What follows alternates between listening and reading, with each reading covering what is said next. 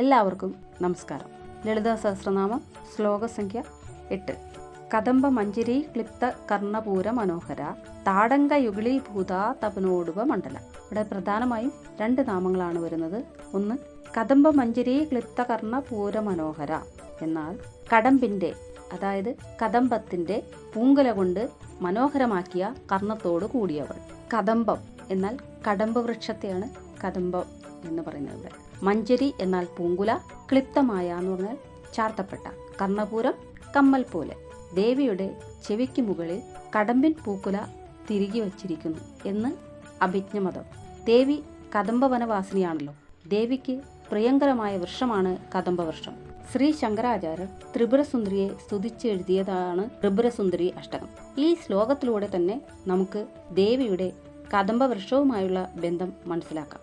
ആ ശ്ലോകത്തിൽ പറയുന്നു, കദംബവനവാസിനി കനകവല്ലകീധാരിണി. ഈ സ്തുതിയിൽ നിന്ന് നമുക്ക് മനസ്സിലാക്കാം.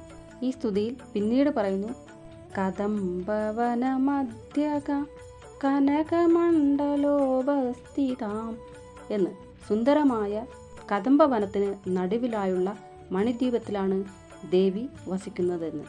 ഇവിടെ ദേവി കദംബ പൂക്കുലകൾ ധരിച്ചിട്ടുണ്ടെന്നും കദംബ വൃക്ഷങ്ങൾ നിറഞ്ഞ സുന്ദരമായ വനത്തിൻ്റെ നടുവിലാണ് ദേവി വസിക്കുന്നതെന്നും ഈ ശ്ലോകത്തിലൂടെ നമുക്ക് മനസ്സിലാക്കാം.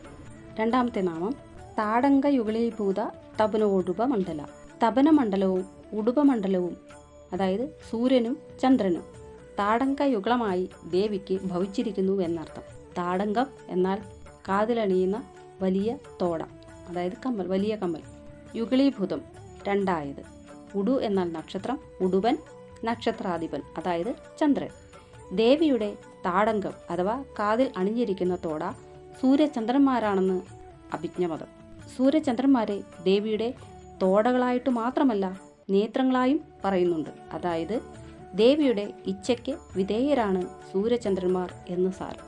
നാമങ്ങൾ: ഓം കദംബ മഞ്ജരി ക്ലിപ്ത കർണപൂര മനോഹരായേ നമഃ.